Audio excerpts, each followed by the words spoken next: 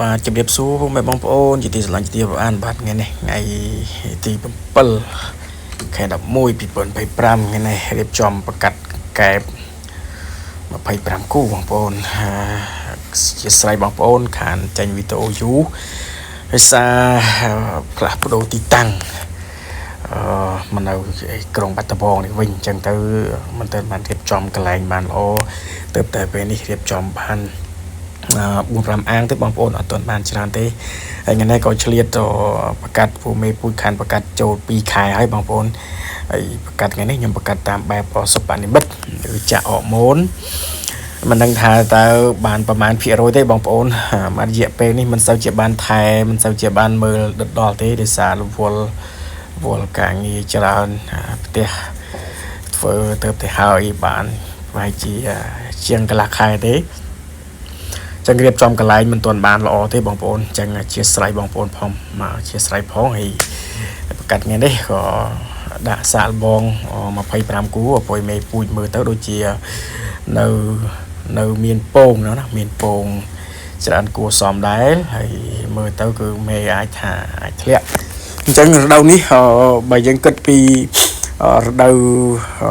នៃការប្រមូលផលកែបដល់នៃការប្រកាសកែបស្រុកខ្មែររបស់យើងគឺវាបិទហើយបិទរដូវកាលហើយតាំងពីខែ10អញ្ចឹងអ្នកខ្លះក៏អាចប្រកាសបានហើយអ្នកខ្លះក៏ប្រកាសមិនបានវាអាស្រ័យទៅលើបច្ចេកទេសនិងអាស្រ័យទៅលើ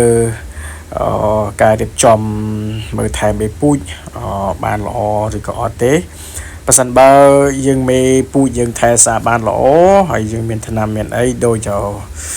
ប្រទេសគេជិតខាងដូចប្រទេសលេខ2ដូចជាប្រទេសលេខ3អាហ្នឹងគឺយើងអាចប្រកាសបានបងប្អូនសម្រាប់យើងខ្មែរយើងមានបងប្អូនខ្លះគាត់អាចធ្វើបានបងប្អូនហើយខ្ញុំមើលឃើញនៅក្នុង TikTok ឃើញបងប្អូនមួយចំនួនគាត់បានរៀបចំកន្លែងបានស្អាតរៀបចំទុកដាក់មេពូជបានល្អថែសារបានល្អអញ្ចឹងក៏យើងអាចប្រកាសបានបងប្អូនបើសិនបើយើងរៀបចំមេពូជបានល្អហើយមានកន្លែងត្រឹមត្រូវថែសារវាមានចំណីមានថ្នាំឲ្យស៊ីអានឹងយើងអាចប្រកាសបាននៅក្នុងខែ11 12ខែ1អីអញ្ចឹងប៉ុន្តែសម្រាប់ជាកសិកររបស់យើងដៃថ្មីឬក៏បងប្អូនដែលគាត់មិនសូវជាយល់ដឹងបានចូលជ្រះអំពីការចិញ្ចឹមកែបនេះក៏មិនអាចទេបងប្អូនអាចអស់ត្រឹមខែ10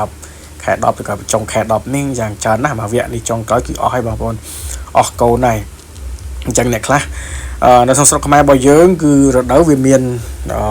មួយឆ្នាំវាមានតែមួយរដូវទេ6ខែមាន6ខែអត់អញ្ចឹង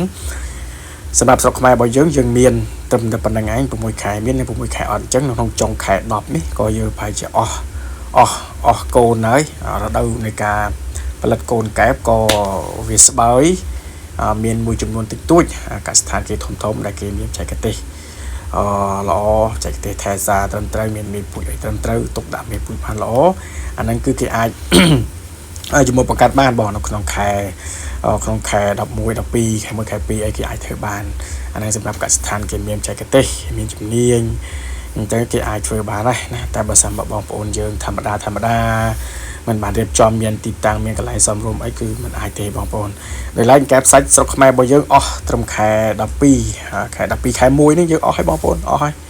យ៉ាងច្រើនបំផុតខែ1នេះសឹងតារ៉ូមិនចង់បានខែ1កែបសាច់អញ្ចឹងយើងអត់មានកែបសាច់អីត្រូវទៀតទេដោយសារតែយើងអស់កូនកាលណាបើយើងអត់មានកូនចឹងកែបសាច់ក៏វាអត់មានដូចគ្នាផងដែរអញ្ចឹងសម្រាប់ខ្ញុំបាទផ្ទាល់ក៏ឆ្នាំនេះមិនទាន់បានរៀបចំស្រួលបួលទេបងប្អូនតែឆ្នាំក្រោយបានអាចរៀបចំ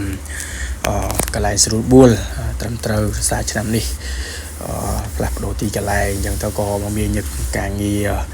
រៀបចំកន្លែងមិនទាន់បានស្អាតម្នាក់ឯងផងណាការងារផងអញ្ចឹងទៅក៏មិនអាចធ្វើបានទាន់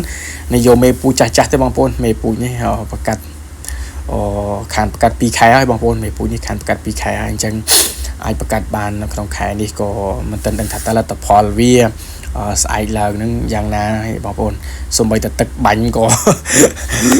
មិនទាន់បាញ់បានចេញទេបងប្អូនដូចស្អែករើកន្លែងថ្មីទៅ